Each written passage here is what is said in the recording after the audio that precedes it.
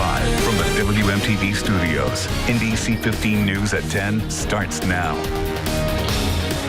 A solemn scene tonight at Firefighters Memorial Park as Middleton prepared to take the field against Janesville Parker.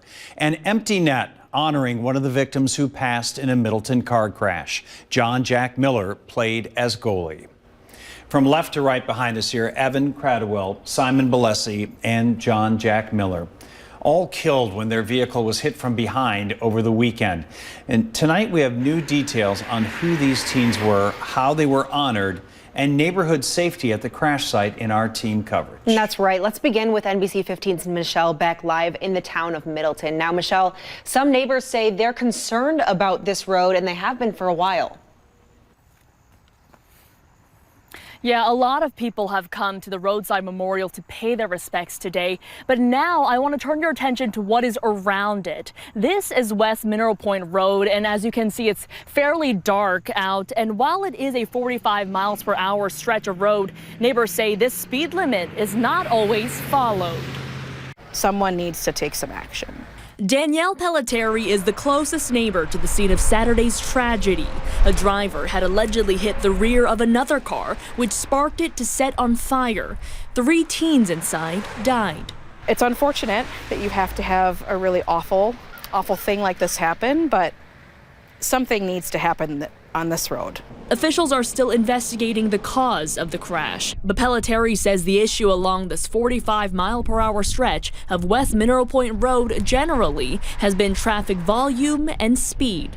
Beyond this accident, there have been many near misses in front of that school. My children attend that school, and there have been accidents that have occurred just trying to pull out of a parking lot because people are just going too fast. She says she's lived in this house for 6 years. We went back 6 years and looked at crash data from January 2015 until this October. According to this map from the Wisconsin Department of Transportation, there have been 24 crashes on West Mineral Point Road between Timber Lane and North Point Road. The incidents range from possible injuries to fatalities.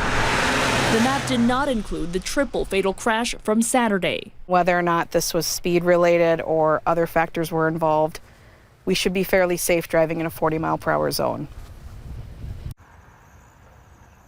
Middleton's town clerk told me that this stretch of road is actually county road and so referred me to county officials. Now, the Dane County Sheriff's Office, a spokesperson there, told me that this stretch of road is actually not a high concern. Live in the town of Middleton, Michelle Beck, NBC 15 News. Michelle, thank you. And tonight we're learning more about the 3 high school seniors who died. Team coverage continues tonight with NBC 15's Elizabeth Wattis. Now, Elizabeth, Evan, Simon, and Jack are described by their peers as some of the kindest kids in school. Yeah, Maria, Jack, Evan, and Simon's friends and classmates want to make sure we don't just remember how the boys lost their lives, more importantly, how they lived their lives. The Middleton principal says Jack was a bright light in the student body. He was a Middleton High School soccer goalie. He also played club hockey and was involved with student council. Now, Evan was a 4-year team member of the Middleton High cross-country team. The Middleton principal saying both boys were positive, kind, funny, and inclusive. Simon here played soccer for Madison West. He had previously gone to school with Jack and Evan. We spoke to his coaches who tell us he didn't just light up a room, he lit up your life. The Middleton Cross Plains School District says the high school will move forward with their plans for homecoming. They made that decision after talking with their students about their wishes in the light of this tragedy. Live in the studio tonight, Elizabeth Wattis, NBC 15 News. Thank you, Elizabeth. And our team coverage continues now with NBC 15's Leah Doherty. Leah, our newsroom spent the evening at 2 area soccer games honoring these teens, and there were really some touching moments at each game. Yeah, that's right, John. All 3 boys were honored tonight at Middleton's game. They made shirts and held a moment of silence before the game. And at Madison West, fans applauded at the 13th minute to honor Simon Balesi, who wore number 13 and was a captain on their team.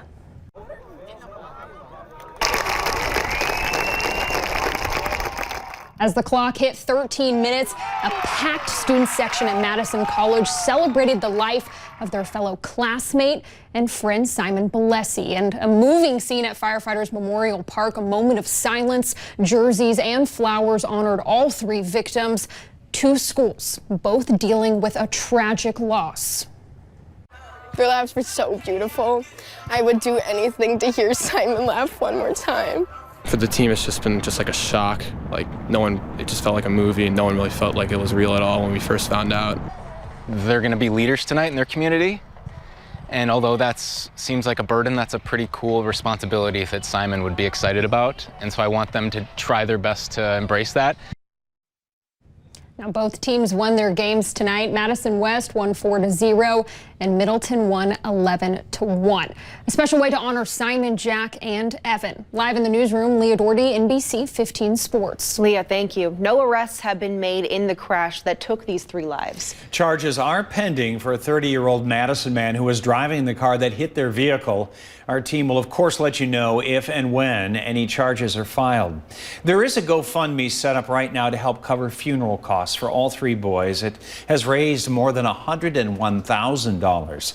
The goal was $15,000. And if you'd like to contribute, you can find a link on our website, NBC15.com.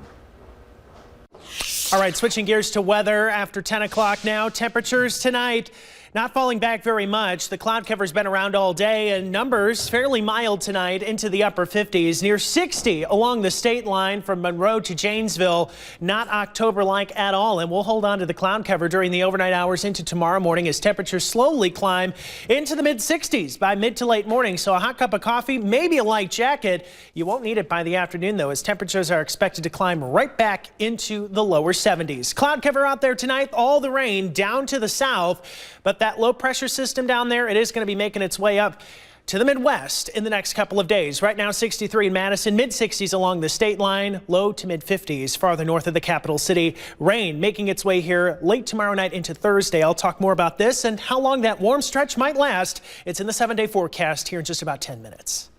A 33-year-old woman is in custody tonight following a stabbing attack in Fitchburg. Kanya Quinn is booked into the Dane County Jail on the tentative charge of first-degree intentional homicide. We know Quinn had been living with the victim, who was just identified today as 62-year-old Fred Edwards, Jr.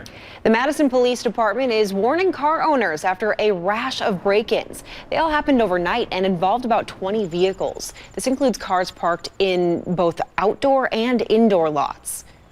It does seem that there's a concentration of them on the southwest side of the city, but we're receiving reports citywide. Right now, police are asking that you remove anything of value from inside your vehicle. That includes firearms. Anyone with information on the suspects is asked to call Crime Stoppers at 608-266-6014. All of the Beltline lanes are back open near Monona Drive tonight. There's a live look for you at that area right now. But this was the scene there earlier today. Several lanes were closed westbound. Maybe you got caught in it. It was all because of a vehicle fire around 3:45. Traffic was backed up for about an hour, and we're still working to learn what happened and if anyone was injured in that fire.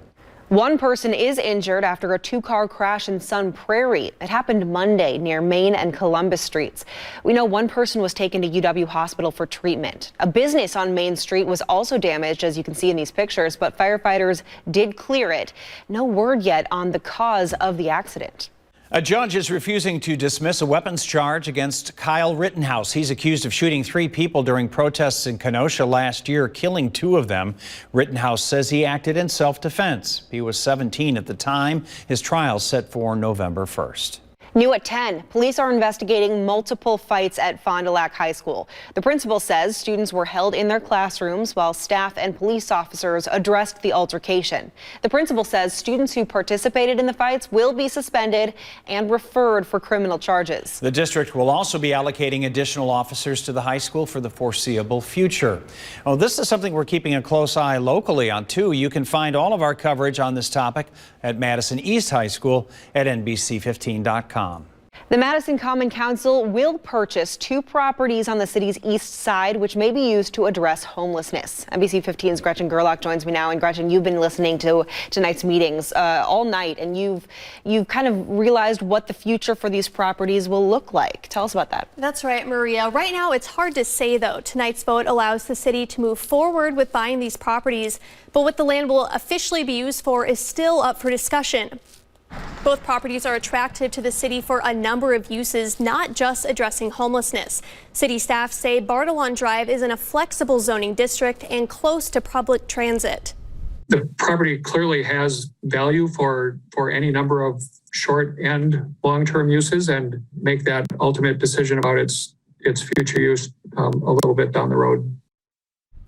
Now, the Zaire Road location is at the old Savers building. It could be used for a temporary shelter and as a long-term site for redevelopment. The Common Council will meet again on November 2nd. For now, live in the studio, Gretchen Gerlach, NBC 15 News. Thank you, Gretchen. Now, Madison's mayor is releasing her operating budget for next year. Mayor Satya Rhodes Conway says there was an $18 million funding gap, in part because of revenues lost during the COVID-19 pandemic.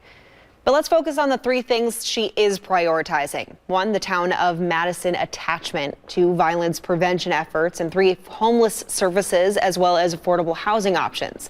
The proposal was scheduled to be presented at the Common Council tonight. It'll likely be voted on sometime next month.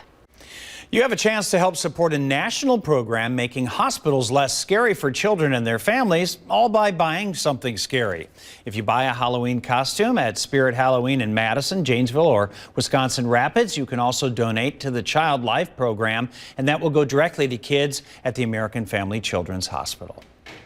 COVID-19 coverage now. Delta is still the dominant strain of the virus here in Wisconsin. There's more than 6,600 cases of it confirmed right here. 632 of those are just from the last 30 days. This is all according to the State Laboratory of Hygiene. Overall, another 3,500 cases of the virus are reported in Wisconsin today. That brings our total 7-day average up to more than 2,600. A reminder that Moderna and Johnson & Johnson are both seeking approval from the FDA for a booster dose for its COVID-19 vaccines. Meetings are scheduled with an advisory committee next Thursday and Friday.